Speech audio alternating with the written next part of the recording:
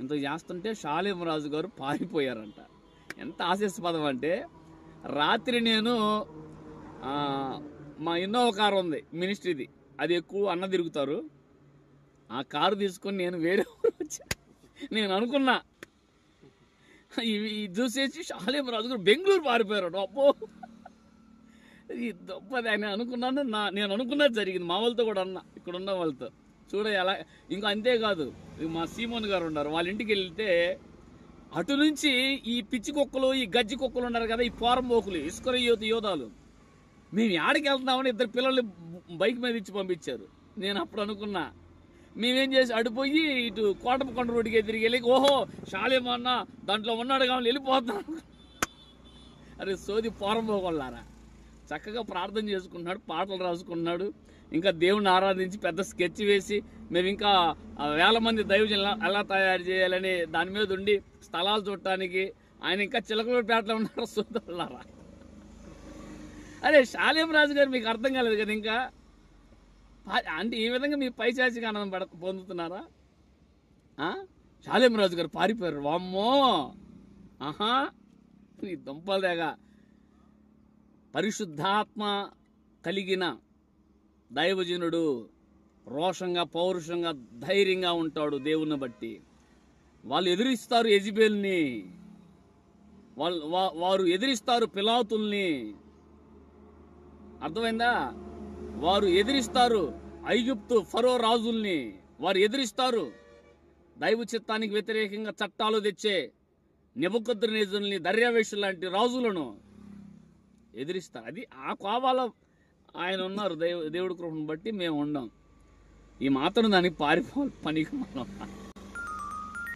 ఎవరు భయపడుతున్నారు ఏమండి? న్యాయం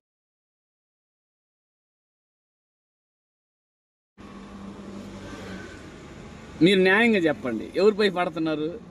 ఇంతవరకు షాలేం రాజు గారు మాట్లాడు అంటే గుడ్డి మీద ఈకలు బిగుతున్నారని తెలుసు వాళ్ళకి.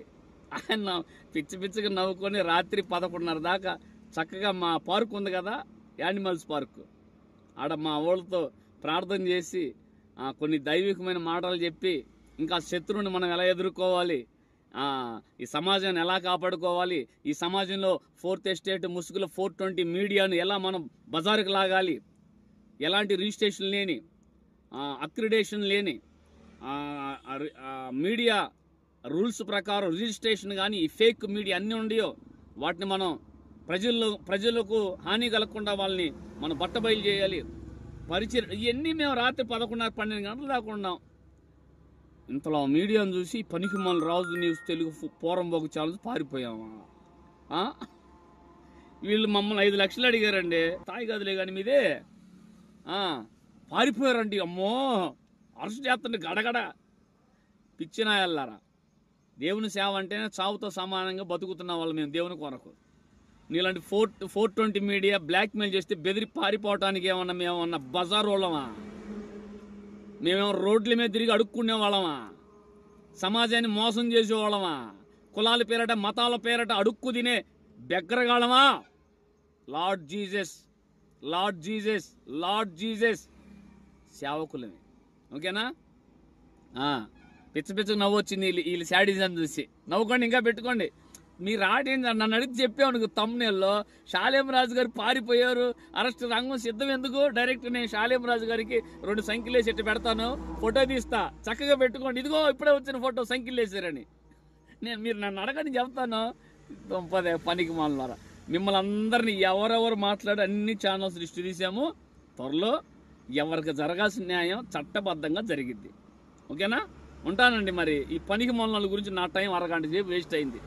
నాకు కుదరట్లా లైవ్లోకి రావడానికి.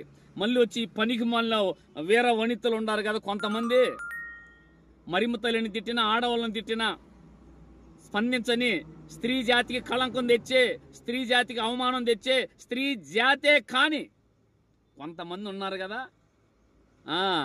ఆ ప్రతి ఒత్తలో ఆ వీర వనితలు ఇలాంటి వాళ్ళకి బుద్ధి చెబుతాం. వాళ్ళు భోగోతం కూడా ఏమిటో త్వరలో బయటేస్తాం.